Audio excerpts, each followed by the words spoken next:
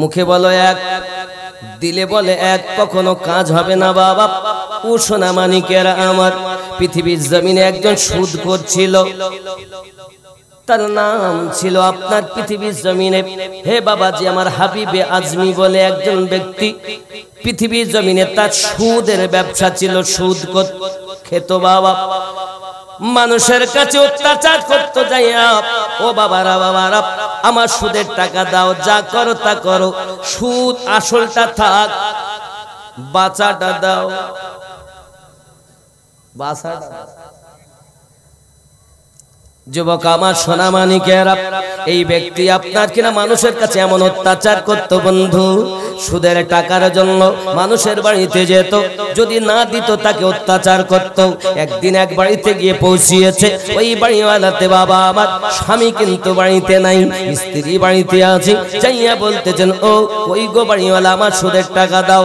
বাবাজি স্ত্রী বলছে, বাবা আপনি একটু আরাম করুন, বসুন, স্বামী তো আমার বাড়িতে নাই, দেওয়ার মতো কিছুই নাই, তাহলে কি করব বলুন, না দিলে তো আমি যাব না। আব্বা আমার তাদের বাড়িতে ছিল একটা ছাগলের মাথা, খাবার জন্য দুপুরে রান্না করবে, এখন একটা ছাগল জবাই করা মাথা ছিল। বলছি যদি আপনার দিতে হয় সুদের পরিবর্তে এই ছাগলের মাথা ছাড়া আমার বাড়ি কিছু নাই, বলে সেটাই আমাকে দাও।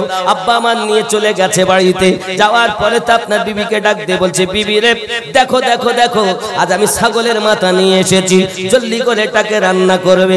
বিবি বলে, স্বামী আমার রুটিও নাই, লকড়িও নাই, লকড়ি এবং রুটির ব্যবস্থা করুন। সঙ্গে সঙ্গে হাবিবে আজমি করলো কি, আর এক বাড়িতে আপনার কিনা চলে গিয়েছে, সুদের টাকা পাবে বাবা, তাদের বাড়ি থেকে লকড়ি এবং রুটি আপনার জোগাড় করে নিয়ে এসেছেন, আটা জোগাড় করে নিয়ে এসেছেন। বিবিকে বলে, রুটি বানাও। হে বাবাজি আমার রুটি বানিয়েছে, লকড়ি দিয়ে আপনার আগুন ধরিয়ে রুটি বানিয়েছে, গোস্ত দিয়ে আপনার রুটি খাবে।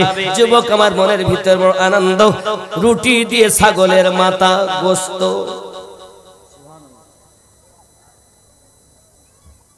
বিবি কি বলছে, বিবি লিয়াই, বিবি লিয়ে গিয়ে পৌঁছিয়েছে। আব্বাজি আমার যেই না সম্মুখে রেখেছে বাবা, সঙ্গে সঙ্গে দেখে ওই গোস্ত গুলো সব রক্তে পরিণত হয়ে গেছে। জোরে বলুন নাউজুবিল্লাহ। এ যুবকের, সুদের টাকার জিনিস, হে বাবাজি সুদের পরিবর্তে ছাগলের গোস্তের মাথা, ছাগলের মাথা এনেছে, গোস্ত করে রান্না করেছে। বাবা আমার রুটি দিয়ে আপনার খাবে বলে বড় আনন্দ, কিন্তু দেখা গেল সেটাও রক্তে পরিণত হয়ে গেল। সুদ এত বড় হারাম জিনিস, হে যুবকেরা আমার, হাবিবে আজমির মনটা পরিবর্তন হয়ে গেল। কি করতে কি করলাম আমি, আমার তো খাবার রক্ত হয়ে গেল। মন পরিবর্তন, ওখান থেকে আপনাকে রাস্তা দিয়ে রওনা দিয়েছে। হে বাবাজি আমার, সোজা হাসানবাসী হুজুরের দরবারে। আব্বা আমার হাসানবাসী কে, আমার নবী পাকের স্ত্রী আম্মা সালমা রাদিয়াল্লাহু তাআলা আনহার স্তন পান করেছিলেন যিনি, হাসান বসরি হলেন তিনি। হযরত হাসান বসরি রহমাতুল্লাহ আলাইহির দরবারে হাবিবে আজমি গিয়ে কিছু উপদেশমূলক কথা শুনলেন, মনের ভিতরে পরিবর্তন এসে গেল। আর কোনোদিন আমি সুদ খাবো না রে বাবা। রাস্তা দিয়ে আসতেছে, হে যুবকেরা আমার, হঠাৎ করে বাচ্চারা বলা কাওয়া করছে, সরে যাও। কেন? হাবিবে আজমি আসতেছে, বড় সুদখোর, এর পায়ের ধুলো যদি আমাদের গায়ে লাগে তো আমরাও নাপাক হয়ে যাব। হাবিবে আজমি মনটা বড় খারাপ। ওরে আমার জামান যুবক সোনা মানিকেরা, বাড়িতে যখন রুটি খাওয়ার জন্য বসেছিল, দরজায় একটা ফকির এসে আওয়াজ দিয়েছিল, আমি বড় ক্ষুধার্ত, আমাকে খেতে দাও। হাবিবে আজমি বলেছিল, খেতে দেওয়া হবে না, এখানে কিছু পাবে না, চলে যাও। নিজেরা খেতে গিয়ে রক্তে পরিণত হয়ে গিয়েছিল। যুবকরা আমার, হাবিবে আজমি বিবিকে যাইয়া বলছে, বিবি রে আজ থেকে আমি আর সুদ খাবো না। আমি হাসানবাসী হুজুরের দরবারে অনেক উপদেশমূলক কথা শুনলাম, বিবি আজ থেকে আমি সুদ থেকে তওবা করে দিলাম। হুজুর নিজের স্ত্রীকে ডাক দিয়েছেন, স্ত্রী বলো না এখন উপায় কি হবে। বাবা আমার ওখান থেকে চললেন সোজা আপনার দরিয়ায় ফেরাতের নিকটে ছোট্ট একটা ঘর বানিয়েছেন। ঘর বানানোর পরে সারাদিন ওখানে আল্লাহ আল্লাহ করেন। দিনের বেলা কখনো হাসান বাসির দরবারে সারা রাত ধরে ইবাদত বندگی করেন। স্ত্রী ডাক দিয়ে বলে আমার স্বামী বাড়িতে কোনো খাবার নাই। চিন্তার কারণ নাই। আমি এমন মালিকের কাজ করি, তিনি বলেছেন 2-1 দিন অপেক্ষা করতে দিবে, কারণ এই অল্প দিনে তিনি খুব বড় মালিক, কিন্তু অল্প দিনে তার কাছে চাওয়া যায় না, আমার লজ্জা লাগে। তো বলেছে 2-10 দিন পরে 10 দিনের বেতন একসঙ্গে দেবে। বিবি আমাদের ঘরের হলে কি বলতো, খাবার দিতে পারো না, থাকবো না তোমার বাড়ি, তোমার জানা দরকার তাড়াতাড়ি। আমরা ভান্ডারে পাই 1000 কড়ি। কত পায়? কত পায়? 1000। স্বামীর নাই এখন দরকার নেই, নেই স্বামীর এখন দরকার। যদি কিছু না হয় মাসে মাসে টাকা ঢুকবে, খাবো। আপনাদের দিকে বিবাদা আছে নাই? সেন্টার কতটা কাজ করে জানেন? হাত চলে, মুখ চলে, চোখ চলে, কান চলে, কে কোন দিকে যাচ্ছে দেখে। শুটিং শাটিং ফিটিং, কাঁধে মেরেছে সিফটি পেনার হুকিং, ঘাড়ে ঝুলিয়েছে ধেনাচিকে একটি ব্যাগ। চেঙ্গাডাঙ্গার যুবক ছেলে ঘুরে ঘুরে আমার দিকে দেখ। লাম খালি মিম খালি নুনের পেটে 1 নোক্তা, উরমা ফাঁকা নিমতলা খালি কপালেতে 1 নোক্তা। এ কি বড় বিহায়া, এই মায়ের পেটে কখনো আমার রাসূলে পাকের দিওয়ানা জন্ম নিতে পারে না, গস পাকের মাস্তানা জন্ম নিতে পারে না, হযরতে খাজা মাইনুদ্দিন চিশতি আজমেরীর মাস্তানা জন্ম নিতে পারে না। আব্বা আমার সন্তান ভালো হওয়ার পিছনে মায়ের 3 রকম হক আমার নবী বলেছেন। মায়ের দায়িত্ব বেশি, মা যদি হয় খারাপ ফল হবে খারাপ। আমাদের মায়েরা পেটে সন্তান গেলে বেশি করে সিরিয়াল দেখে, আল্লাহর কোরআন খোলে না। এখানকার মায়েরা ভালো, এরা সিরিয়াল একদম দেখে না, এরা মোটে দেখে না। ও আমার মা খালা করো না ঝালা পালা। যারা হবে নবীর দিওয়ানি তারা আল্লাহর ইবাদত করবেন রাত ভর, আল্লাহর কোরআন তেলাওয়াত করা কখনো ভুলবেন নি। আর আমার মায়েরা এত সুন্দর, এখন দেখা যায় সিরিয়াল দেখতেছে, সিরিয়াল রাতের বেলা বিছানায় শুয়ে দেখতে দেখতে মোবাইলটা পড়ে গেছে।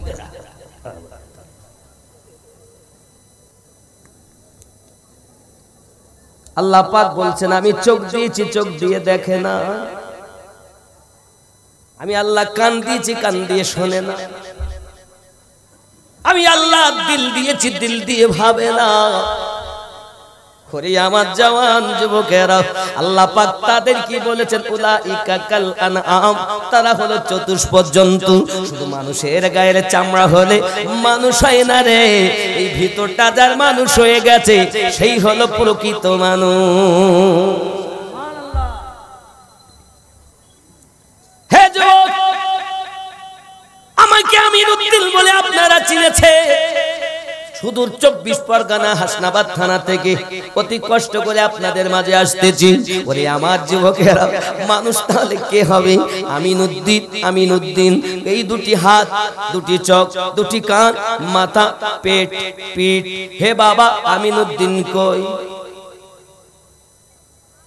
ওরে মানুষ, আমার হুজুর ওয়াহারি বলে, মানুষ যেদিন মানুষ হবে সেদিন মানুষ আল্লাহ পাবে রে, নইলে পশু হয়ে মারা যাবে। ইহা কোরআনে শোনা যায়,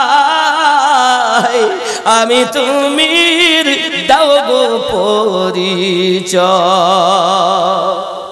ওরে ওলি মানে আল্লাহর বন্ধু, পার হবে সে ভব সিন্ধুরে।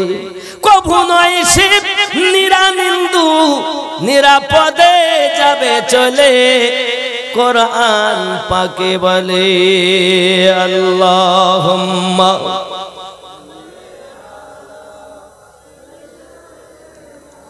মাওলানা মুহাম্মদ ওয়া আলা আলি সাইয়্যিদিনা। তুমি নিজেকে গোলাম বানিয়ে নাও। কলব, রুহু, সির, খফি, আকফা, পাঁচটি লতিফাকে জিন্দা করে নাও বাবা। তোমার ভিতরে কলব দিয়েছে আল্লাহ, হৃদপিণ্ড দিয়েছে, দিলটা দিয়ে তুমি চিন্তা ভাবনা করো। আল্লাহ পাক বলেন লাহুম কুলুবুল্লাহু লা ইয়াফকাহুনা বিহা। আমি আল্লাহ অন্তর দিয়েছি, অন্তর দিয়ে চিন্তা ভাবনা করে না। হে যুবকেরা, পৃথিবীর জমিনে যদি আপনি আমি একবার চিন্তা ভাবনা না করি, সব কিন্তু বেকার হয়ে যাবে। কল বাম স্তনে 2 আঙ্গুল নিচে, রুহু ডান স্তনে 2 আঙ্গুল নিচে। হে যুবক আমার, মানুষের ভিতরে রোগ, এই রোগ থেকে নিজেকে মুক্ত করতে হবে। যেদিন আপনি আমি রোগ থেকে নিজেকে মুক্ত বানাতে পারবো, ওই দিন আমি আল্লাহ ওয়ালা হব। আচ্ছা, আমাদের মধ্যে রোগ আছে, অন্তরের রোগ, জ্বর, আমাশা, সর্দি, পেট ব্যথা, ডেলিভারি কেস, এসব রোগ তো বলে। আচ্ছা, আল্লাহ পাক আল্লাহ তাআলা 14টা রোগের কথা বলেছেন। কলবের রোগ বলবো আপনাদের কাছে, 14টা রোগ। খেয়াল করেন, 14টা রোগের কথা আল্লাহ কোরআন শরীফে জানিয়েছেন।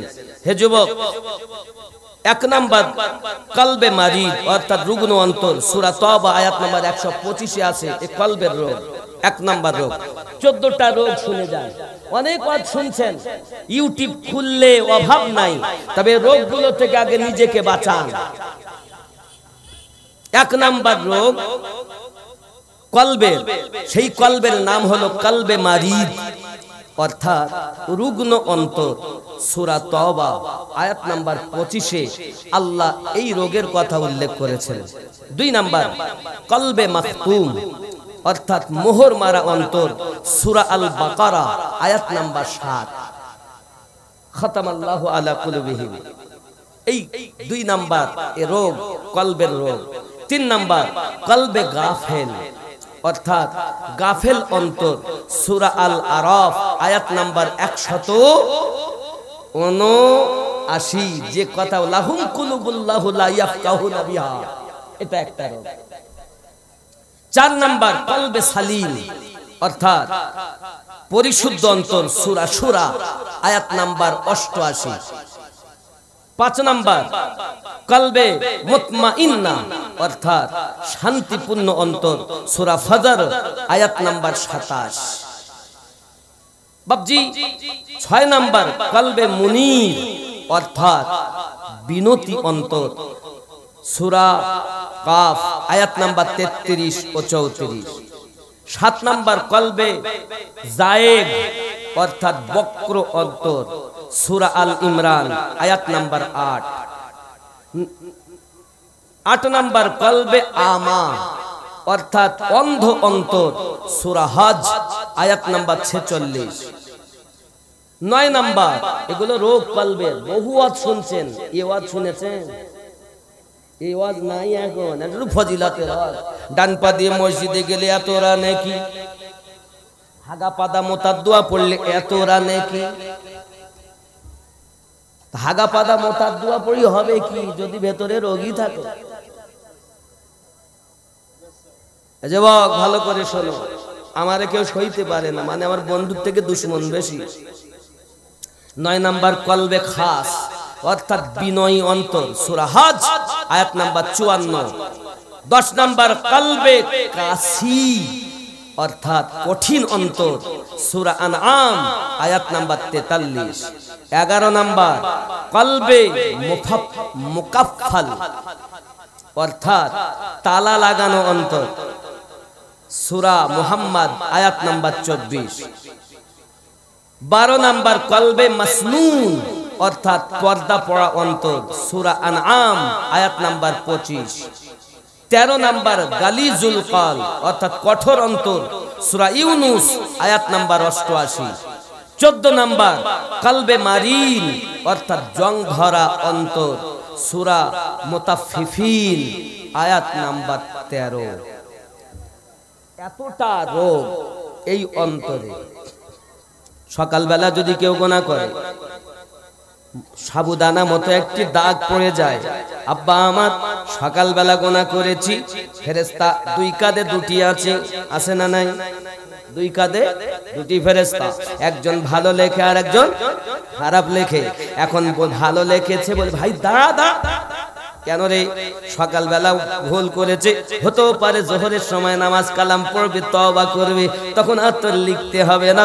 আল্লাহর বান্দা জোহর হয়ে গেল, নামাজ পড়লো না, তওবা করলো না, কি করব? বলে দাঁড়াও একটু, আসর হতে পারে, আসরে যাইয়া বেটা গেল না, নামাজও পড়লো না, তওবাও করলো না। যুবক আমার বলছে কি হবে? বলে দাঁড়াও, অপেক্ষা করো, মাগরিব যেতে পারে, সারাদিন হয়তো ডালে ডালে চলে গেল, মাগরিব হতে পারে, তওবা করলে লিখতে হবে না। মাগরিবেও গেল না, কি হবে? বলে লিখিস না, একটু পরে লিখবি, দাঁড়া। এসা যদি পড়ে, ও বাবা চলে গেছে চায়ের দোকানে চা খেতে, চা খেয়ে আড্ডা ঠোকে, ক্যারাম বোর্ড খেলে, তাস খেলে, কত কি করে। বাবা আমার রাত 10টা বেজে গেছে, বলছে লিখবো, দাঁড়া হতে পারে বাড়ি গিয়ে করবে। এবার আপনার কিনা রাত 10টার সময় বাড়ি গিয়েছে, শিববার বলছে রে দরজাটা খোল, খুলেছে, হাত মুখ ধুইল, ধুইয়ে এসে বলছে দে দুটো গিলি। গরুর মতন খেয়েছে, মশির মতো পড়ে গেছে, মোবাইলটা হাতে। ফেরেশতা বলছে লিখবো? বলছে এখন লিখতে হবে না, দাঁড়া। বলছে উজু করলো না, খেলো দিল শুলো, তাহলে হতেও তো পারে মোবাইল রেখে ঘুমানোর আগে উজু করে আল্লাহর কাছে ঝুঁকে নিজের পাপ থেকে ক্ষমা চাইতে পারে। আল্লাহর বান্দা মোবাইল টেপে সিনেমা দেখে, ড্যান্স দেখে, হাঙ্গামা দেখে, কত কি দেখে, কি নাই এর মধ্যে? সব আছে না, সব আছে না, ভালো আছে, কালো আছে। আব্বা আমার দেখে, দেখতে দেখতে আপনার ঘুমিয়ে গেছে, বলে দেখি ঘুমাতো, বলছে লিখবো। তো এবার তুমি লেখো।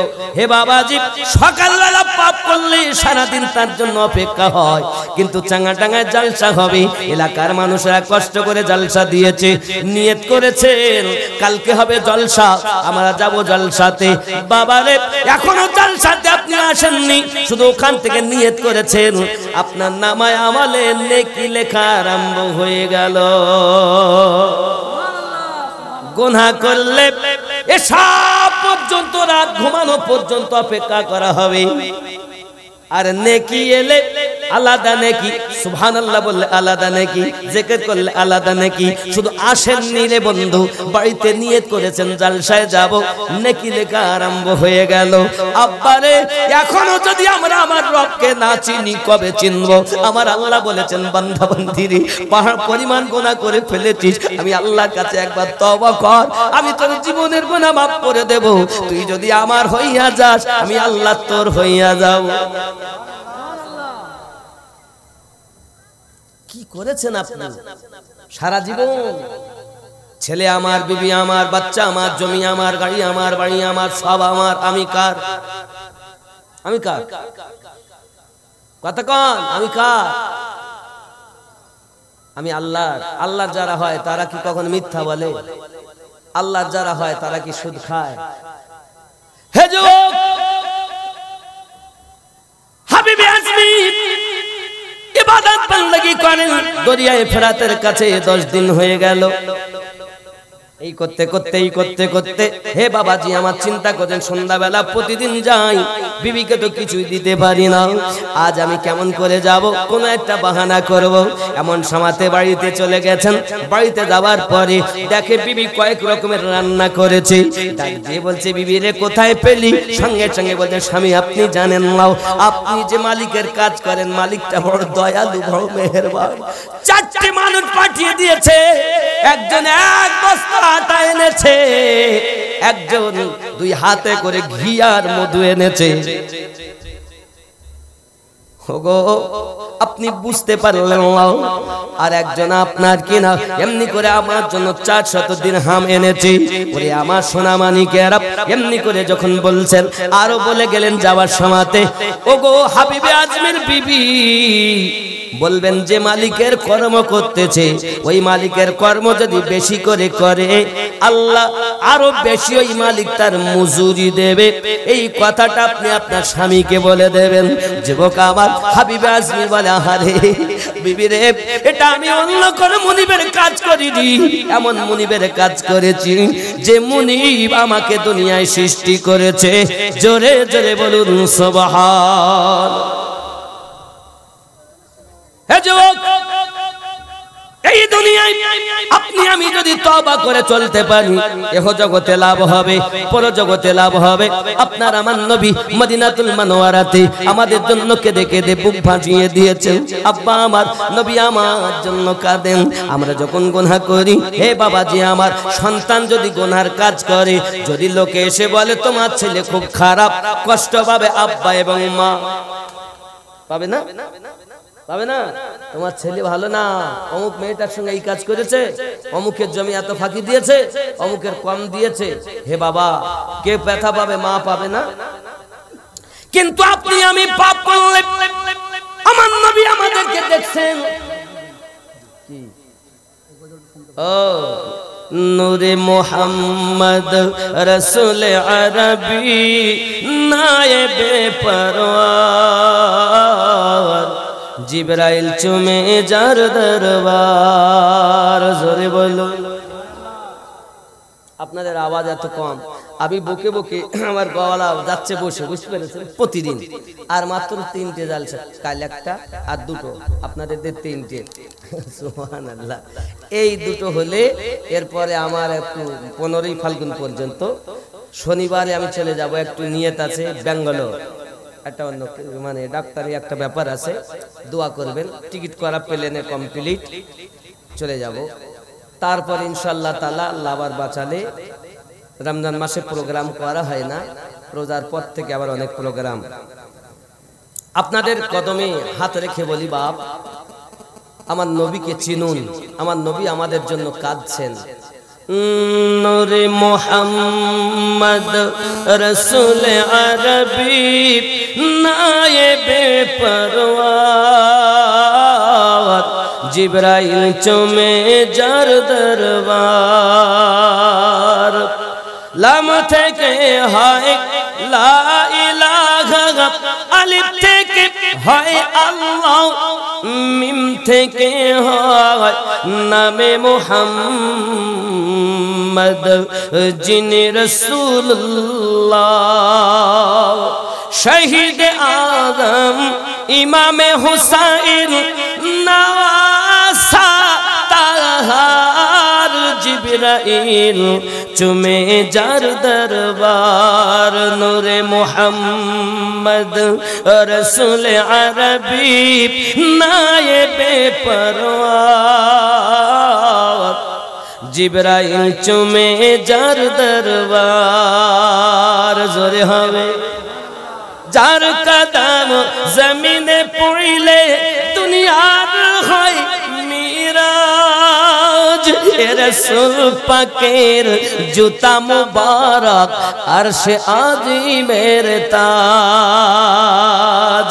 যার কদম জমিনে পড়িলে দুনিয়ার হয় মিরাজ, রাসূল পাকের জুতা মুবারক আরশে আজিমের তাজ।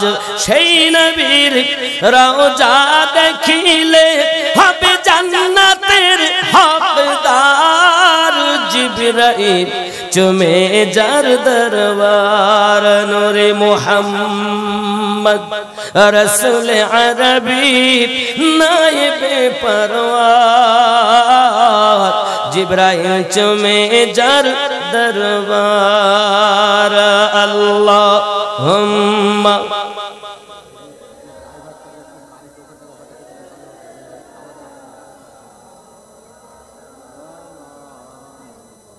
وعلى آل سيدنا।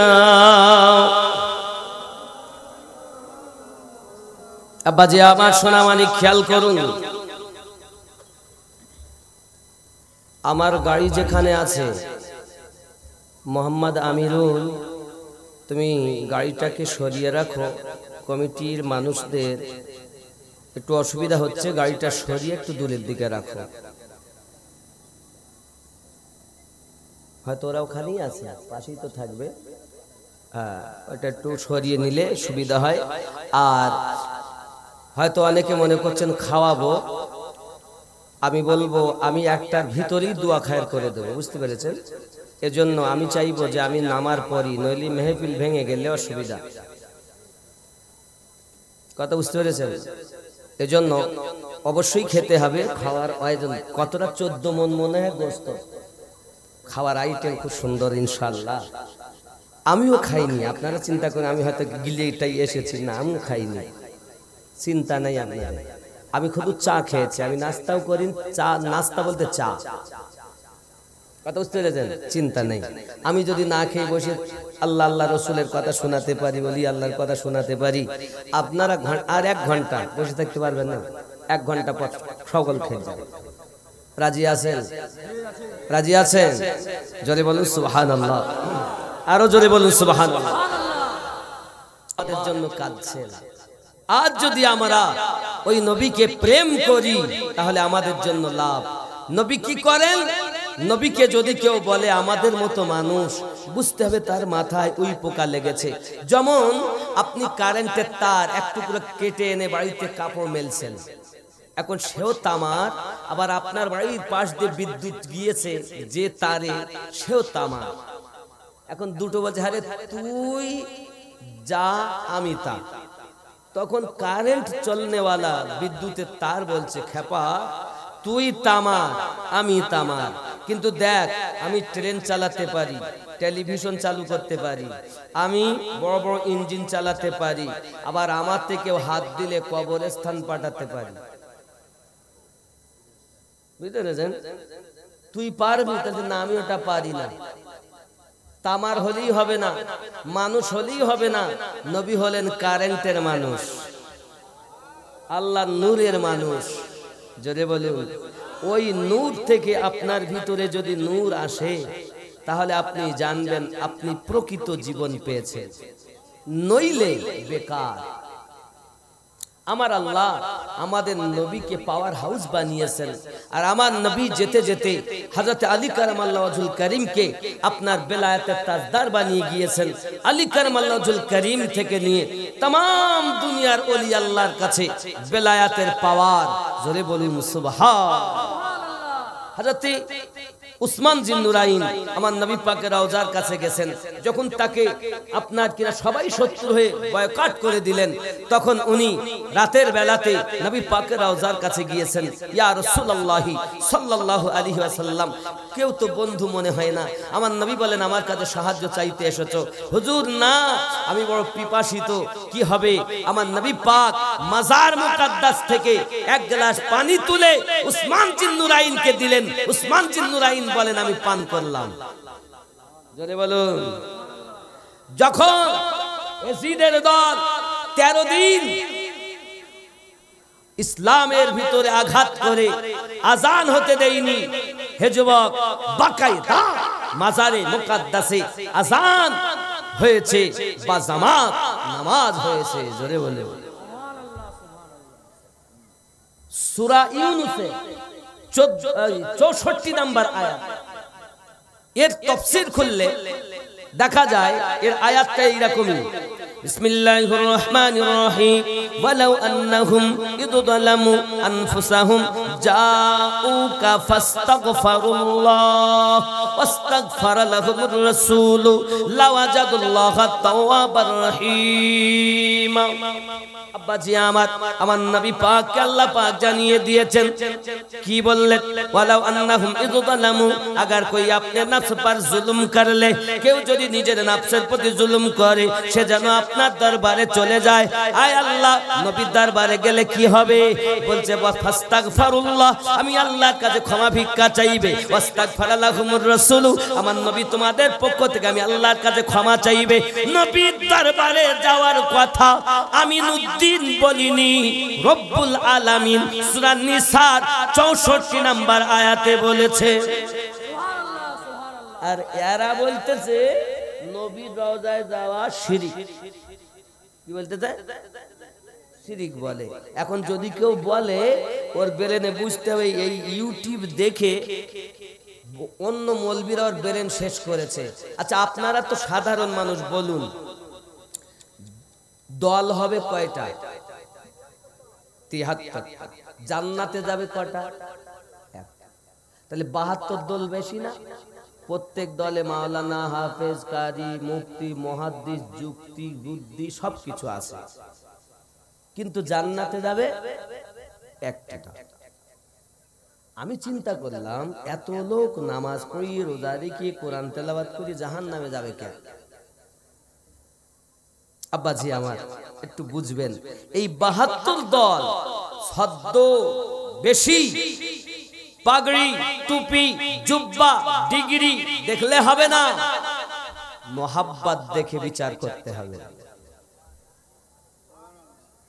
যেমন সহিহ বুখারী কিতাবুল ঈমান হাদিস নাম্বার 15, আনাস বিন মালিক রাদিয়াল্লাহু তাআলা আনহু বলেন, কি লা ইউমিনু আহাদুকুম হাত্তা আকুনা আহাব্বা ইলাইহি মিন ওয়ালিদিহি ওয়া ওয়ালাদিহি।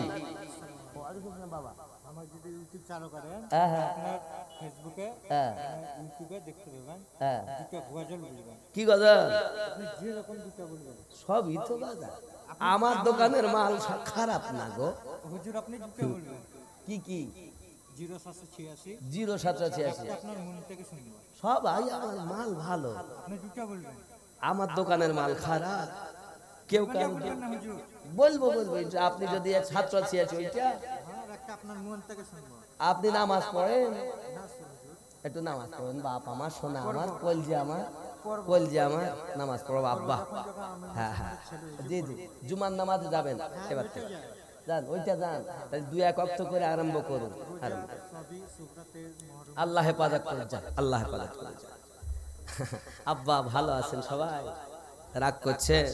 আমি কি বাদ দিয়ে দিব, ছেড়ে দিব? বলবো দুই কাঁধেতে চেপে আসেন হুসাইন ও হাসান, ধীরে ধীরে চলেন নবী ঈদগাহর ময়দান। জোরে হবে সুবহানাল্লাহ।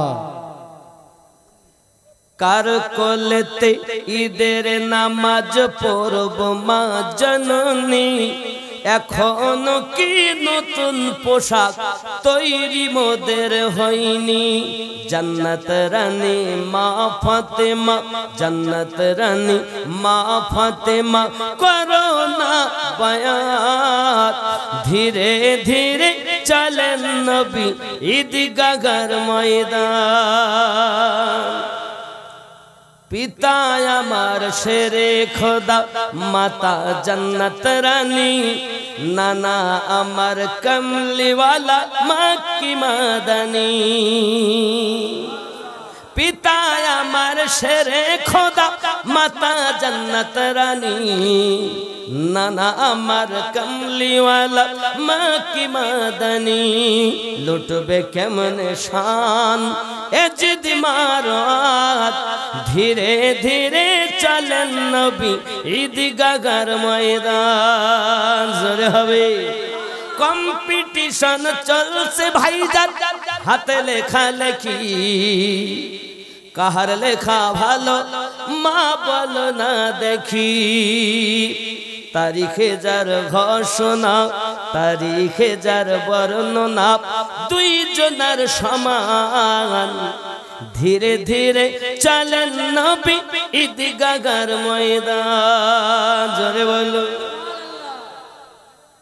কোথায় যাবে? নবীর দরবারে যাওয়ার পরে কি করবে? ফাস্তাগফিরুল্লাহ, আমি আল্লাহর কাছে ক্ষমা ভিক্ষা চাইবে। ওয়াস্তাগফার লাহুমুর রাসূল, আর নবী তাদের পক্ষ থেকে আল্লাহর কাছে সুপারিশ করবেন। লাওয়াজাদুল্লাহ তাওয়াবার রহিমা, আমি আল্লাহ তাদের তওবা কবুল করব, রহমত বর্ষণ করতে থাকব। জোরে বলুন। ঘরের কথা নয় রে বাবা, আল্লাহ কোরআন মাজিদের কথা আল্লাহ পাক ওয়াজ করে করে বলেছেন। তাহলে নবী পাকের দরবারে যাওয়া শিরক নয়, বরং আল্লাহর আদেশ। যুবকরা এটাকেই বলা হয় সুন্নিদের আকীদা। নবীর দরবারে যাও, নবীর দরবারে যাও, কারণ যে নবী আপনার আমার জন্য এখনো পর্যন্ত কান্না করতেছেন। মদিনার একজন ব্যক্তি নিজেকে অত্যাচারী মনে করে, জালিম মনে করে আয়াতে কারিমা তেলাওয়াত করে মদিনাতে চলে এসেছেন। সাহাবিয়া রাসূলদের জিজ্ঞাসা করেন, ওগো আল্লাহর নবী কোথায় আছেন বলুন। সঙ্গে সঙ্গে কান্না শুরু করে দিয়েছেন। ভাইজান কাঁদেন কেন? আপনি কি জানেন না কয়েকদিন হয়ে গেল প্রিয় নবী আমাদেরকে এতিম বানাইয়া দুনিয়া থেকে বিদায় নিয়েছেন, দুনিয়া থেকে চলে গেছেন, আমাদেরকে এতিম করে গেছেন। হে ভাইজান কি বলতেছেন? জি হ্যাঁ সত্য কথা বলি। ওই যে আমার নবীর মাজার, আমার নবীর রওজা, যদি তুমি মনে করো আমার নবীর রওজাতে চলে যাও।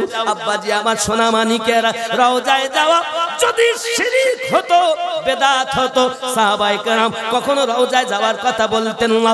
আমার নবী পাকের রওজার কাছে নিজে চলে গেলেন, যাওয়ার পরে রোনাজারি শুরু করে দিয়েছেন।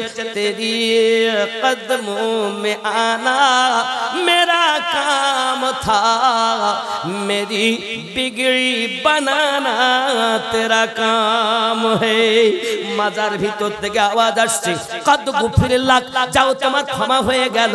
আমার নবী মাজার থেকে বলেন, মেরি কদমোं में आना तेरा काम था, तुझे बख्शवाना मेरा काम है। इंतकाल করার পরও আপনার আমার নবী সব উম্মতের গুনাহ maaf করিয়ে নেন, জাহান্নামীকে জান্নাতি বানান। এটা সূরা নিসার আয়াত নাম্বার 64 তাফসীরের আমি আপনাদের কাছে তুলে ধরেছি। মিশকাত শরীফে হাদিস বর্ণনা, কদ গুফিরিল্লাহ, আমার নবী মাজার থেকে বলেন তোমার ক্ষমা হয়ে গেল। ওই নবীওয়ালা যারা তারাও পারে ইন্তেকালের পরও আপনার কিনা অনেক কিছু করে দিতে পারেন। ওরে আমার সোনা মানিকেরা, আমরা যে মুযহাব মানি এই মুযহাবের নাম হলো হানাফি মুযহাব। কি মুযহাব? কি নাম?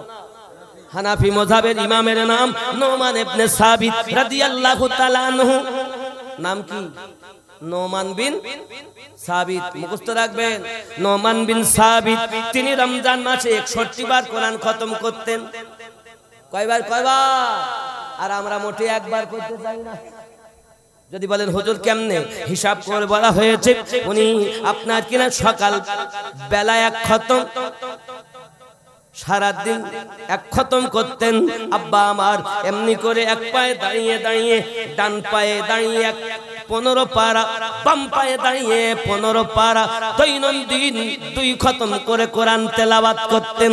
30 দিনে 60 খতম হতো। 20 রাকাত তারাবির নামাজ পড়তেন। 20 রাকাতে এক মাসে 1 খতম করতেন। মোট 61 বার কোরআন খতম করতেন। ইমামে আজমের পা গুলো ফুলে মোটা হয়ে গেছে। আল্লাহর দরবারে হাত তুলে বলছেন, মালিক আমি ইমামে আজমকে যদি মানুষ না বানায়া গাছের পাতা বানাইয়া দিতে, জীব জানোয়ারেরা খেয়ে নিত, কিয়ামতের দিন হিসাব দিতে হতো না। হে যুবক, যে ইমামের মাসলা আমরা মানি, তিনি যদি এমন ব্যক্তি হয়, এ বাবা আমরা তো সুদের টাকা খাই।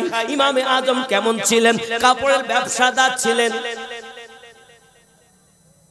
একদিন কর্মচারীকে বলছে, বাবা জি হুজুর, তুমি এক কাজ করো, কাপড়গুলো হিসাব করো আর টাকাগুলো ক্যাশ বাক্সে হিসাব করো, আমি একটু দাওয়াতে যাচ্ছি, একটু পরে আসবো। তো জেনে রাখো, 2টি কাপড়ে এক জায়গায় করে 2 জায়গায় একটু সুতো কাটা, মানে একটু মোটা মতো হয় না কাপড়, দেখবেন কাপড় আছে এক জায়গায় একটু মোটা হয়ে আছে, ওটাকে কি বলে? বিধিয়া। বিধিয়া আছে বাপ। বিধা মানে বোঝেন তো? বিধা মানে বোঝেন? ওই বিধিয়া আছে বাপ, 5 টাকা করে 10 টাকা কম দামে বেচবে। ঠিক আছে হুজুর যান। হুজুর চলে গেলেন। এ বেটা দোকানে ভিড় হয়েছে, বিক্রি করে দিয়েছে, কাপড় বিক্রি হয়ে গেল মোটামুটি। উনি যখন এসেছেন দোকানে, এসে ক্যাশ বাক্সের টাকা আর কাপড় হিসাব করে দেখছেন 10 টাকা বেশি হচ্ছে। আবার গুনেছেন 10 টাকা বেশি। বাবা কর্মচারী রে, একটু আয়না রে বাপ, একটু গন্ত বাপ, কত টাকা? গুনে দেখে 10 টাকা বেশি। বাবা কি ব্যাপার, টাকা বেশি হয় কেন? হুজুর আমার মনে পড়েছে, আপনি যে বলেছিলেন না 5 টাকা করে 10 টাকা কম দামে 2টি কাপড় বিধিয়া থাকার কারণে কম দামে বিক্রি করতে, ওটা আমার আর মনে ছিল না হুজুর, আমি ভালো কাপড়ের দামে ওটাও বেচে দিয়েছি। ইমামে আজম বলেন, বাবা রে কি সর্বনাশ করেছো বাবা, কি ক্ষতি করেছো বাবা, তুমি যার কাছে কাপড় বেচেছো তাকে কি তুমি চিনতে পারবে? হুজুর সম্ভব নয়, কার কাছে বেচে দিয়েছি, তবে বাবা তুমি কি টাকা চিনতে পারবে? না হুজুর তাও সম্ভব না। ক্যাশ বাক্সের টাকা হিসাব করে দেখো, ক্যাশ বাক্সের টাকা হিসাব করে দেখা গেল 40,000-এর মতো দিরহাম আছে।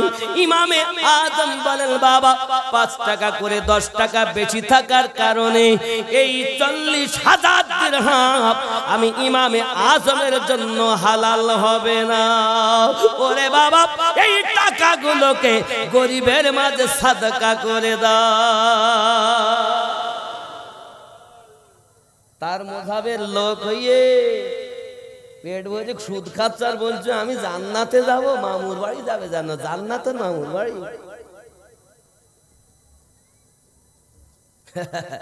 বলি আমিনুদ্দিন কি বলে? আমার জওয়ান যুবক সোনা মানিকেরা, উনি আপনার 40,000 দিরহাম সাদকা করিয়ে দিলেন, জোরে বলুন। টাকা বেশি কত? 10 টাকা। তাহলে 39,990 টাকা হালালি।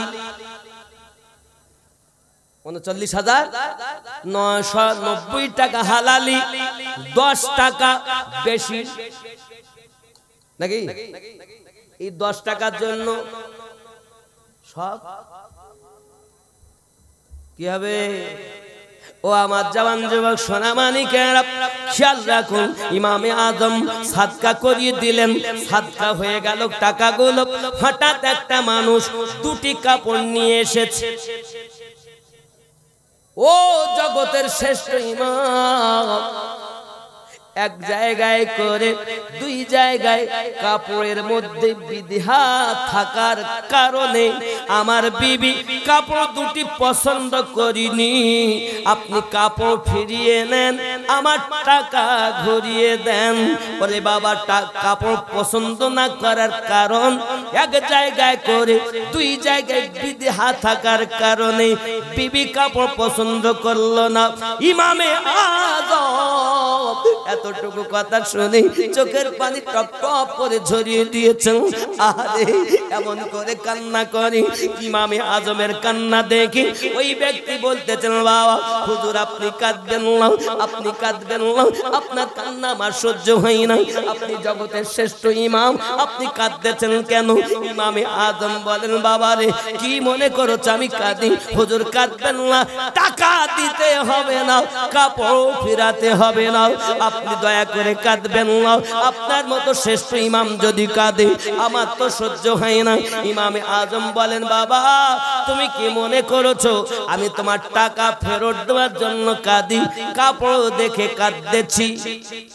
হুজুর কাপড় দেখে কান্নার কারণ? বাবা তুমি এই যে বললে এক জায়গায় করে 2 জায়গায় সুতো মোটা, ইয়ানি কে বিধা থাকার কারণে কাপড় 2টি বিবি পছন্দ করলো না। কাল কিয়ামতের দিন আমার আল্লাহ যদি আমাকে বলেন, ইমামে আজম তোর আমল নামার ভিতরে অনেক জায়গায় বিধা রয়ে গেছে, ওরে বাবা আমি তোর কাপড় ফেরত নেওয়ার জন্য কাঁদি না। আল্লাহ যদি আমার আমল নামাতে বিধা পেয়ে আমাকে একবার বলে দেয়, ইমামে আজম তোর আমল নামার ভিতরে অনেক জায়গায় বিধা পাওয়া গেছে, এই দুঃখে কাঁদি বেশি। এ যুগ আমরা মুসাবের ইমামকে মানি বলে দাবি করি, আমাদের অন্তর এখনো ঠিক হয়নি। আব্বাজি আমার জ্বর যদি হয় জ্বরের ডাক্তার আছে, আমাশা যদি হয় ডক্টর রয়েছে, মাথা ব্যথা হলে ডক্টর রয়েছে, অন্তরের যদি রোগ হয় এর জন্য ডক্টর রয়েছে। আব্বাজি আমার আপনার অন্তরের রোগের ডক্টরের নাম আল্লাহর আউলিয়া বান্দা, জোরে বলুন। অন্তরের রোগের ডাক্তার কারা? আল্লাহর ওলি বান্দা যারা। নবী আর ওলিদের গোলাম যারা হয়, জান্নাত তাদের তরে অপেক্ষাতে রয়। জোরে বলুন, জান্নাত যাবেন বলছেন না? দেখুন, নবী আর ওলিদের গোলাম যারা হয়, জান্নাত তাদের তরে অপেক্ষাতে রয়। তাদের নাহি মরণ হয়, জিন্দা অমর তারা কোরআনেতে কয়। স্বয়ং আল্লাহ তাদের সাথে যেন মিশে রয়, জান্নাত তাদের তরে অপেক্ষাতে রয়।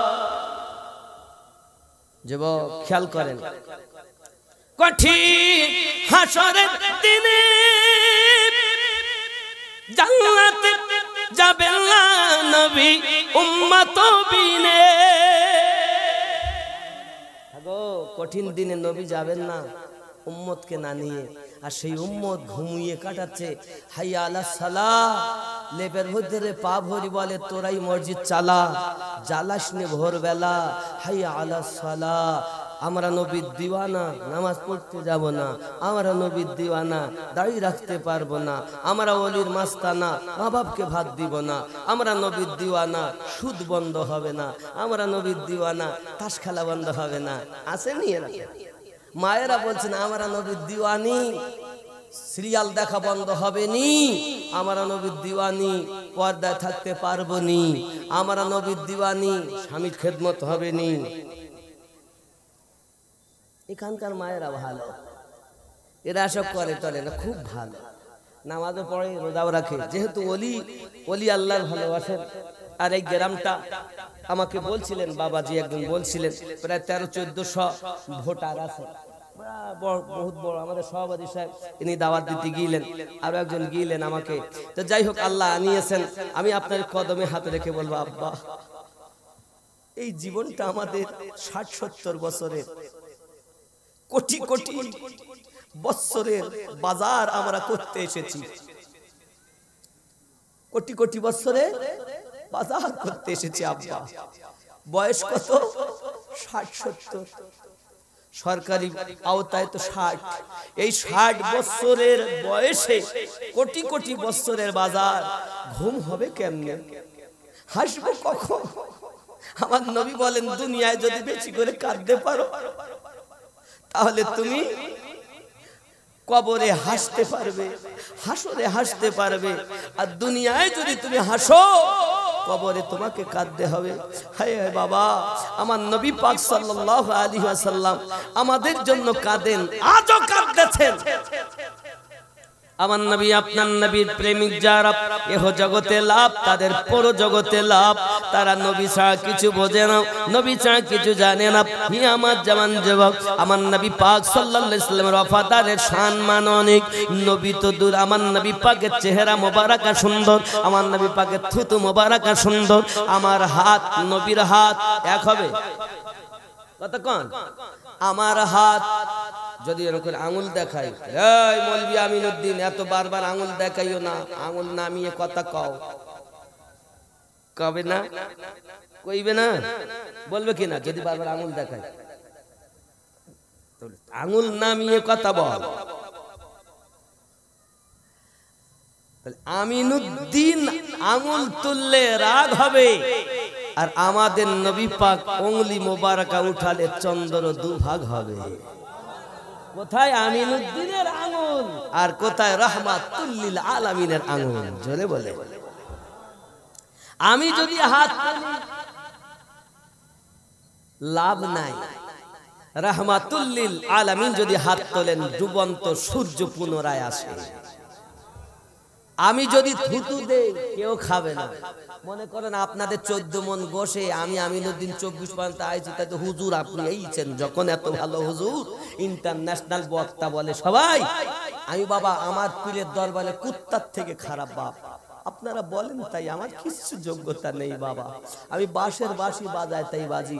এখন আমারে আপনারা ভালোবেসে বলে হুজুর একটুখানি দোয়া করি দেন দিন, এত তো গোস্তের পাতলাটা তোলো, সরা তুলেছেন আর আমি যাই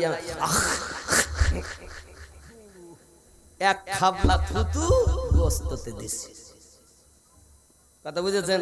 আচ্ছা আপনারা যদি শোনেন যে আমিনুদ্দিন থুতু দিল তো খাবেন? খাবেন না। কেন বলেন? কেউ খায় না। আর আমার নবী পাক যদি থুতু মোবারকা দেন, জাবের রাদিয়াল্লাহু তাআলা বাড়ি গিয়েছেন, আমার নবী পাক গোস্ততে থুতু মোবারকা দিয়েছেন। সাহাবী রাসূল আমার নবী পাকের থুতু মোবারকা দেখা খাওয়ার, অল্প ছোট বকরির গোস্ত 1000-এর বেশি সাহাবী গোস্ত খাচ্ছেন তো ফুরাচ্ছে না। অল্প আটাতে নবী থুতু মোবারকা দিলেন, তা আটাতে বরকত, গোস্ততে বরকত। আমিনুদ্দিন দিলে খাবে না, রাহমাতুল লিল আলামিন দিলে ফুরাবে না।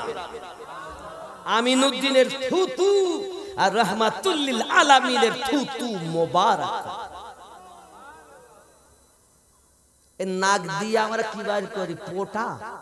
আপনারা কি বলেন? পোটা তো পোটা বলেন, নাকের পোটা নাকি? একদম বাংলা ভাষা নাকের পোটা। আচ্ছা বলুন, বিবি যতই ভালোবাসুক যদি বলা হয় লে লেতে আমার আমিনুদ্দিন আমার বিবিকে, আমি আমার স্ত্রীকে বলছি আমিনুদ্দিনের পোটাটা লে দিন, নে দিন হাতে করে দে। ছি ছি ছি, আমার সঙ্গে তোমার বিয়ে হয়েছে, বাপ দিয়েছে বলে তোমার পোটাও কি আমাকে হাতে দিতে হবে? বলবে কি না? আবার ওই বউ ছাড়া ঘুম আসে না। শোনা তুই আমার জান, বউ ছাড়া ঘুম আসে না। সে বউ আপনার থুতু লেয় না, নাকের পোটা লেয় না। আর আমার আপনার নবী যখন উযু বানাচ্ছেন, নাক থেকে পোটা মোবারক আমরা বার করি পোটা, আর আপনার আমার নবী পাকের নাক মোবারকা থেকে বার হচ্ছে নূর। সাহাবী রাসূল হাতে করে নিচ্ছেন আমার নবী পাকের থুতু মোবারকা, আমার নবী পাকের পোটা মোবারকা হাতে করে নিয়ে নিজের চেহারাতে মলেছেন। কালো সাহাবী নবী পাকের নাকের পোটা মোবারকার বরকতে আল্লাহ তার চেহারাতে নূর দিয়ে দিয়েছে। কোথায় রাহমাতুল লিল আলামিন আর কোথায় আমিনুদ্দিন? এজন্য আমিনুদ্দিনের পোটা আর আমার নবী পাকের পোটা মোবারক। তুমি কার ওয়াজ শুনেছো বাবা? আরে নবী তিনি যার উপরে আল্লাহ দরুদ পড়তেছেন। আর তুমি কার ওয়াজ শুনেছো? শুনি এখন তুমি ওয়াহাবি হয়ে গেছো, বলতে দরুদ পড়া বেদা, কিয়াম করা শিরক, দোয়া করা শিরক, ফরজের পর দোয়া নাই, শবে বরাতের রাতে মসজিদে ইবাদত করা থেকে বেশ্যাখানায় গিয়ে মহিলাদের কাছে থাকা অনেক ভালো। জোরে বলুন নাউজুবিল্লাহ। এই রকম মৌলবি আছে না? আছে না? আমরা মৌলবি, এই আমরাই সমাজটাকে নষ্ট করে ফেলেছি। আমরা লেকচারাররা সাধারণ মানুষ না, এরা তো ভালো মাটির মানুষ। আমি তো মনে করি আমার থেকে এরা ভালো। এরা বোঝে না, আমরা যেভাবে বুঝিয়েছে সেইভাবে বুঝেছে। আমি হাত ধরে বলি, পায়ে ধরে বলি, যুবক আমরা এমন নবীর উম্মত যে নবীর থুতু মোবারক, যে রাসূলে পাকের নাকের পোটা নূর, যে রাসূলে পাকের পেশাব নূর, যে রাসূলে পাকের পায়খানা মোবারক নূর, রাসূলে পাকের মাথা চুল মোবারকা থেকে কদম মোবারকা পর্যন্ত নূর হি নূর। আমার নবী তো দূরের কথা, আমার নবী পাকের কদম মোবারকার নিচের মাটির বরকত বলছি। বলবো জোরে বলুন সুবহানাল্লাহ, আরো জোরে। জামানা দিওয়ানা ও গো মামিনা, তোমার লালের নাই তুলনা, মাগো তোমার লালের নাই তুলনা। জোরে হবে। মেঘে মাথায় ছায়া করে, রোদ না লাগে গায়, গরম মরু পায়ের তলায় শীতল হয়ে যায়। নুরা নিবদনে হাওয়া চলে সনসনে, খেজুর পাতায় খিলায় সব ডানা, মাগো তোমার লালের নাই তুলনা। জামা না দিওয়ানা ও গো মামিনা, তোমার লালের নাই তুলনা মাগো তোমার লালের নাই তুলনা জোরে বলো মদের নবীর জন্ম হলো যেদিন মক্কায় শুকনো গাছে ফুল ফুটিল মরু সাগরায় মাথা নত করে আল্লাহর দরবারে উম্মতের জানাই শুভ কামনা মাগো তোমার লালের নাই তুলনা জামা না দিওয়ানা ও গো মামিনা তোমার লালের নাই তুলনা মাগো তোমার লালের নাই তুলনা মিরাজ রাতে আপন কাছে আল্লাহ ডেকেছিল জোরে জোরে বলো মিরাজ রাতে আপন কাছে আল্লাহ ডেকেছিল ভেদের কথা বলল তার গোপন যত ছিল কারেন্টের সাওয়ারি বোরাক হয় তার গাড়ি কারেন্টের সাওয়ারি বোরাক হয় তার গাড়ি আর সে আজম জাহর হিলে না মাগো তোমার লালের নাই তুলনা জোরে বলো আব্বাজি আমার নবীকে মারবে বলে আবু জাহেলের বোনের আশা আবু লাহাবের আশা আবু লাহাব আমার নবীর বেই আবু লাহাবের স্ত্রী উম্মে জামিল আমার নবীর বিন ভালো করে বোঝেন ভালো করে নবী পাকের মেয়ে আম্মা রোকায়া ভালো করে বোঝেন হযরতে জাইনাবকে বিবাহ দিয়েছিলেন আবু লাহাবের ছেলের সাথে উতবা আর উতাইবা হে যুবক এমন সময়তে এই জায়নাব আর রোকায়া এই জন্য বেঈবিন হয়েছিলেন ভালো করে বুঝবেন উম্মে জামিল নবীর শত্রু প্রতিমধ্যে কাটা বিছায় আমি চোখে দেখে এসেছি এলাকা আব্বাজি আমার সোনা মানিক হিংসা মনে নবীজিকে মারার জন্য তার উদ্যত হয়েছে বাবা ওরে আমার সোনা মানিকেরা বাবা এমন সময় একটা মিটিং করেছে ওই মিটিং এর ভিতরে একজন উঠে দাঁড়িয়ে গেছে নবীজিকে আঘাত করব নবীজিকে আপনার কিনা মারবো আব্বা আমার যে এই কথা বলেছে সঙ্গে সঙ্গে তার চোখে বেদনা শুরু হয়ে গেছে যন্ত্রণা শুরু হয়ে গেছে বাবা আমার সোনা মানিকেরা সঙ্গে সঙ্গে ডাক দিয়ে বলে আবু লাহাব নবীকে মারতে যাব কিন্তু চোখে তো আমার বেদনা একটু কবিরাজ করি বেদনা দূর হলে তারপরে যাব আব্বাজি আমার বাড়িতে চলে গিয়েছে মেয়ে তার ডাক দিয়ে বলতেছে আব্বু কি হয়েছে আপনার বলছে আমার চোখে বেদনা শুরু হয়েছে কেন মা কেন বাবা বলছে মা রে আমার তুমি জানো আবু লাহাব মিটিং ডেকেছে ওই মিটিং এ হাজির হয়েছি নবীকে মারব বলে উদ্যত হয়েছি আমার চোখে বেদনা শুরু হয়েছে উপায় কি এমন সময় বলছেন বাবা তাহলে কবিরাজ ডাকুন ডাক্তার কবিরাজ যত করা হয় তত যেন আরো বেদনা বেশি হয় রোগ আরো ভালো হয় চোখের যন্ত্রণা বেশি হে বাবাজি শুধু চোখ ডলে কি হবে চোখ ডলে কি হবে আস্তে আস্তে চোখ ফুলে গেল বাবা চোখ ফুলে গেল রাতের ঘুম হারাম হয়ে গেছে খাওয়া তো বন্ধ হয়ে গেছে আমার নবী পাক কদম মোবারক আর ধুলো মোবারক আর পাওয়ার বলবো আমিনুদ্দিন তো দূরের কথা রাহমাতুল লিল আলামিনের পাওয়ার দেখো আমিনুদ্দিন তো আমার নবী তো দূরের কথা নবীওয়ালা আল্লাহর ওলিদের দরবারের কুত্তার সমাতুল্য আমি হতে পারিনি রে বন্ধু হে যুবকেরা চেষ্টা করি ওলি আল্লাহর গোলামিতে যদি আমার জীবন যায় একবার যদি ওলি আল্লাহ আমাকে কবুল করে আমার গোলাম এটাই আমার জীবনের শ্রেষ্ঠ পাওনা একটু দরুদ আল্লাহুম্মা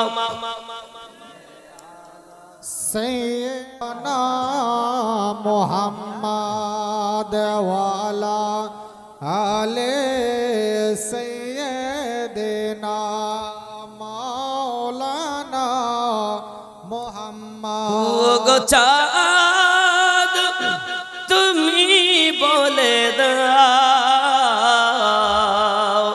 আমার নবী জি কোথায়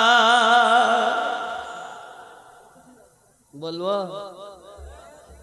ভাত খাই যাবেন না ভাত খেয়ে দিবি গো ভাত খেয়ে দিবে এখন মেয়ে বলে কবিরাজ দেখাও কবিরাজ দেখাতে যায় যত দেখায় তত বেদনা বেশি আর চোখ ফুলে গেছে বুঝতে পেরেছেন ফুলে গেছে ঘুমাইতেও পারে না খেতেও পারে না, ছটফট করে। একদিন গেল, 2 দিন গেল, আচ্ছা মেয়ের আব্বাকে বেশি ভালোবাসে না? কথা বলেন। আর ঘরে যদি মেয়ে হয় তো বাপের মুখ বেঁকিয়ে যায়। বেটা হলে আজান দেওয়ার জন্য মলবি ডাকে, আর বিটি হলে মুখ একদম হাওড়ার 5 তলায়। এই হয়নি? আল্লাহর হাবিব বলেন, আল্লাহ যখন বান্দাকে ভালোবাসে তখন তার রুজিতে বরকত দেয়। আল্লাহ যখন আরো বেশি ভালোবাসে তখন তার ঘরে নারী সন্তান দান করে। আপনার ঘরে যদি মেয়ে সন্তান বেশি হয়, দুঃখ লিও না আব্বা, আমি নবীর হাদিস বলছি। আমার রাসূল বলেন, 4টি মেয়ে যার বাড়িতে আছে সেই ব্যক্তি তার আব্বা মা জান্নাতি হবে। সাহাবী রাসূলরা উঠে দাঁড়িয়েছেন, হুজুর যার ঘরে 3 মেয়ে, ও মা ভালো করে শোনো আমার মা বোনেরা, বা আহা আপনারা মায়ের জাত মা, আপনাদের মতো মায়ের গর্ভে আমার গৌসে আজম জন্ম নিয়েছেন, আপনার মতো মায়ের গর্ভে আমার খাজা গরিব নওয়াজ জন্ম নিয়েছেন, আপনার মতো মায়ের গর্ভে আমার সরকারে আলা হযরত জন্ম নিয়েছেন, আপনার মতো মায়ের গর্ভে আমার আলিমউদ্দিন নকশবন্দি হুজুর জন্ম নিয়েছেন, আপনার মতো একটি মায়ের গর্ভে ইমামে রব্বানি মুজাদ্দিদ আল-ফসানি হুজুর জন্ম নিয়েছেন। হায় আমার মা, তোমরা মায়ের মতো হয়ে চলো মা, নায়িকা হয়ে না মা। শোনো শোনো মা। হযরতে রাসূল করিম রউফুর রহিম সাল্লাল্লাহু আলাইহি ওয়াসাল্লাম বলেন, যার ঘরে 3 মেয়ে তাদেরকে যদি সঠিকভাবে বিবাহ শাদী দেয় তার আব্বা মাও জান্নাতি। আবার একজন সাহাবী উঠে দাঁড়িয়েছেন, ইয়া রাসূলুল্লাহ হুজুর দয়া করে বলুন, যার ঘরে 2 মেয়ে। হায় হায়, প্রশ্ন কেমন দেখেন। নবী পাক বলছেন, যার ঘরে 2 মেয়ে তারও বাপ মা জান্নাতি। আবার একজন উঠে দাঁড়িয়েছেন, হুজুর যার ঘরে 1 মেয়ে। আমার নবী বলেন, যার ঘরে 1 মেয়ে তার বাপ মাও জান্নাতি। আবার একজন উঠে দাঁড়িয়েছেন, ইয়া রাসূলুল্লাহ হুজুর যার ঘরে নেই মেয়ে, কোনো বিটি নাই, হুজুর তার কি হবে? আমার রাসূল বলেন, বিটি নাই কিন্তু আল্লাহর কাছে বলে, আল্লাহ একটা বিটি দিলে ভালো হতো, আল্লাহ বিটি দিলে ভালো হতো, আমি তাকে মা বলে ডাকতাম, আমারও তো শখ আছে একটা জামাই বাড়ি যাব, আল্লাহ একটা বিটি দিও। কিন্তু বেটাই হয়, বিটি নাই, বিটি নাই, শুধু বেটা। আল্লাহ পাকের নবী বলেন, শুধু বিটি হয়নি, বেটা হয়েছে, কিন্তু বিটির আশা তার অন্তরে আছে, কাল হাসরের মাঠে আমি নবী তার হাত ধরে জান্নাতে নেব। নারী এত বরকতময়, সুবহানাল্লাহ বলেন। এখন মেয়েরা তো বাপকে বেশি ভালোবাসে। স্বামী দেখবেন যদি স্বামী স্ত্রীকে ধরে মারে, এই তুমি মারো মারো, কিন্তু আমার আব্বা মা তুলে যেন গালি দিও না, বলে না? আপনারা স্ত্রীকে মারেন নি? মারেন, খবরদার মারবেন না, ভালোবাসবেন। আবার অনেকে আছে স্ত্রী বাদ দিয়ে কট লাইনে সম্পর্ক করে, এখানকার ছেলেরা করে করে না। কথা বুঝতে পেরেছেন? অনেক সময় দেখবেন স্বামীর সঙ্গে কথা নাই, মিল নাই, তো বিছানা তো এক চৌকিতে এক খাটে, তো স্বামী একদিক, এ উত্তর দিক আর ও দক্ষিণ দিক, উত্তর দক্ষিণ। এটা পশ্চিম, তো এটা পশ্চিম, নামাজ জানো পড়লাম ওখান থেকে এই দিক ফিরে, তাহলে এটা পশ্চিম, তাহলে উত্তর দক্ষিণে আছে। মাঝখানে ইবলিস ঢুকে বলতে দেয়, তোর স্বামী এত তেলেঙ্গা খায় জানিস, তোর স্বামীর থেকে খালাতো ভাই দেখতে খুব ভালো। আর স্বামীর মনে গেল, তোর বিবি চলে ওয়াসল জিনিস, তোর থেকে তোর মামা তো বোন কত সুন্দর দেখতে বল, ওর থেকে তুই যেখানে কাজ করিস সেই ঘরের মেয়েটা কত সুন্দর বল। এখন স্বামী কড লাইনে ভালোবাসা করে, বিবি কড লাইনে সম্পর্ক করে, কেন?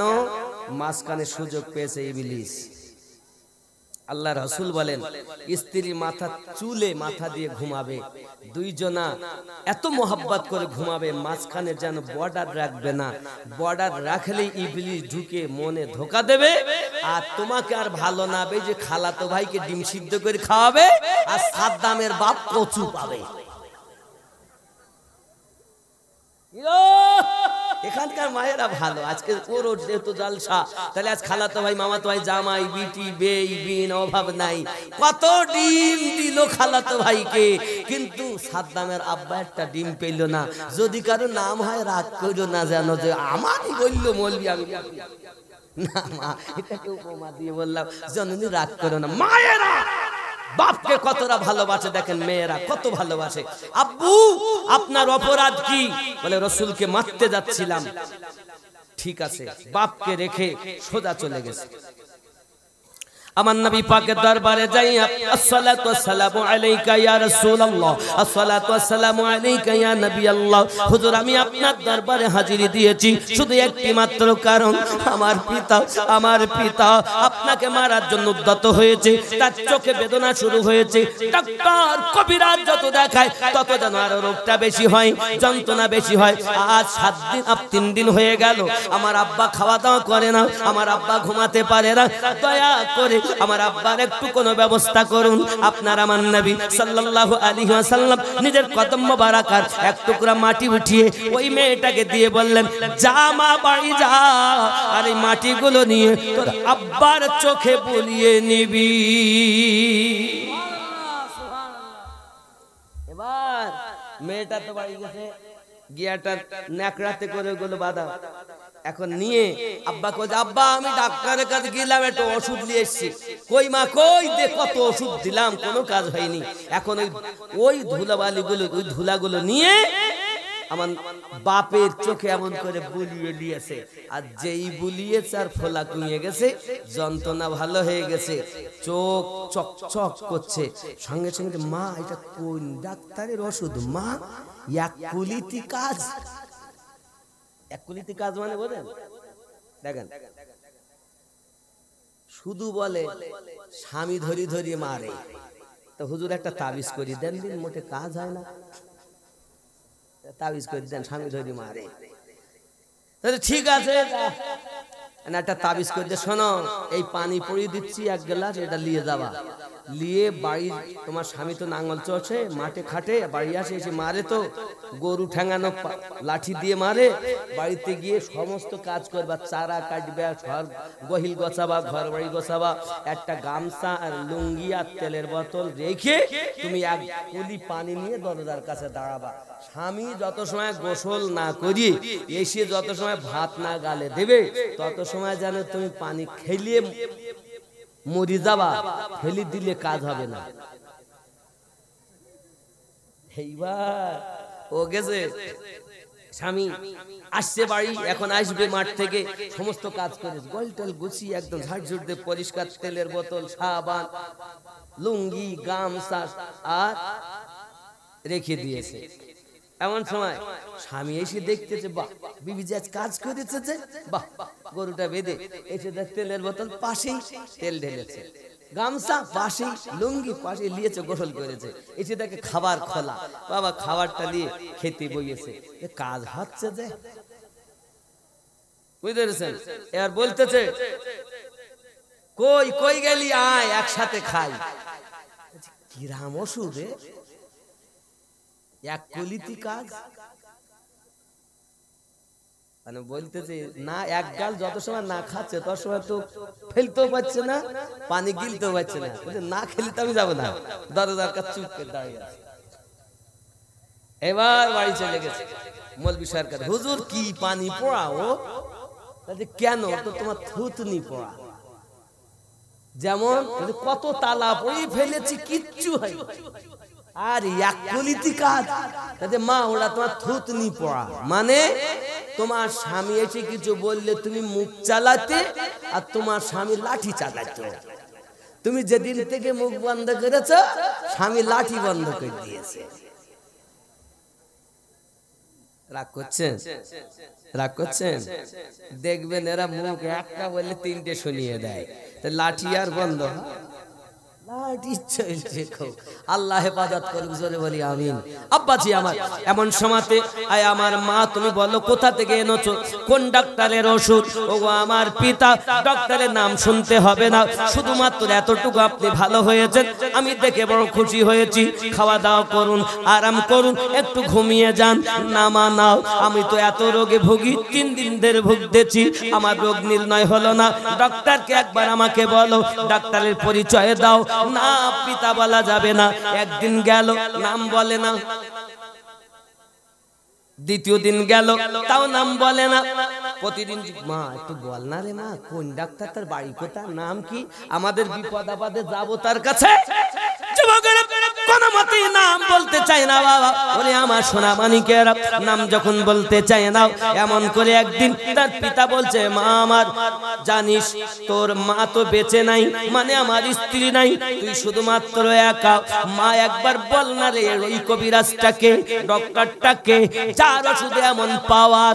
ডাক দিয়ে বলছেন, বাবা আমি নাম আপনাকে বলতে পারি, তবে আপনাকে কসম খাইতে হবে যে নাম শোনার পরে আপনি আমাকে কোনো আঘাত করবেন না, আপনি আমাকে মারবেন না, আপনি আমাকে কষ্ট দেবেন না।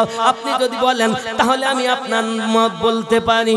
বলে হ্যাঁ, আমি কিছু বলবো না, এমনিতে মানবো না, আপনি হবল দেবতার নামে কসম খাইতে হবে, যদি খান তাহলে নাম বলবো। সঙ্গে সঙ্গে আব্বাজি আমার, মেয়েটা বাপকে কসম খাইয়ে নেয়, কারণ মেয়েটা জানে যদি আমার বাপ নাম শুনে আমাকে মারে, আমার মা নাই যে আমাকে ঠেকিয়ে নেবে, আমাকে বাঁচিয়ে নেবে। কারণ যে নবীর শত্রু আমার পিতা, নামটা যদি একবার বলি, আমায় যদি মারে তাহলে তো আমাকে ঠেকানোর লোক নাই।